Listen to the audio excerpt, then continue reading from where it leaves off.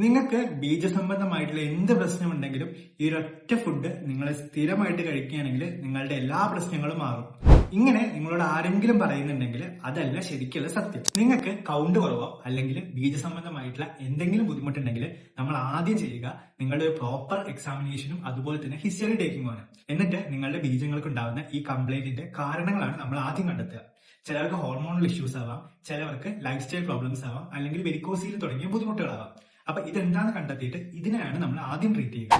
ഇനി ബീജസംബന്ധമായിട്ടുള്ള ബുദ്ധിമുട്ടുള്ളവര് 3 കാര്യങ്ങൾ ശ്രദ്ധിക്കണം. ആദ്യത്തേതാണ് ഒരു ബാലൻസ്ഡ് ഡയറ്റ് വേണം. അതായത് നിങ്ങൾ സ്ഥിരമായിട്ട് കഴിക്കുന്ന ഭക്ഷണത്തിൽ ആവശ്യത്തിന് പ്രോട്ടീനും ഫാറ്റ്സും കാർബോഹൈഡ്രേറ്റ്സും വൈറ്റമിൻസ് മിനറൽസ് അതുപോലെ തന്നെ ആന്റി ഓക്സിഡന്റ്സ് അടങ്ങിയിരിക്കണം.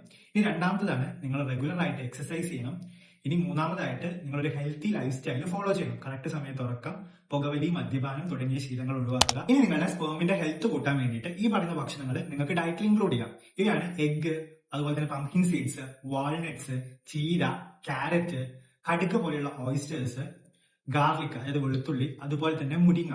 ഇനി നിങ്ങൾ ഒഴിവാക്കേണ്ട 5 ഭക്ഷണങ്ങളുണ്ട്. ഇവയാണ് റെഡ് മീറ്റ് ഒഴിവാക്കുക, അതുപോലെ തന്നെ ഓവറായിട്ട് പ്രോസസ് ചെയ്തിട്ടുള്ള മീറ്റ് ആയിട്ടുള്ള സലാമി, ഹോട്ട് ഡോഗ് തുടങ്ങിയ ഭക്ഷണങ്ങൾ ഒഴിവാക്കുക.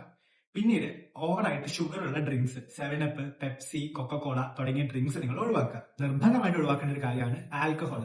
ചെറിയ അളവിൽ പോലും മദ്യം നിങ്ങളുടെ സ്പേമിന്റെ ഹെൽത്തിനെ ബാധിക്കും. അപ്പൊ ഈ വീഡിയോ ബീജ സംബന്ധമായിട്ടുള്ള ബുദ്ധിമുട്ട് അനുഭവിക്കുന്ന എല്ലാ ഫ്രണ്ട്സിനും ഷെയർ ചെയ്ത് കൊടുക്കുക.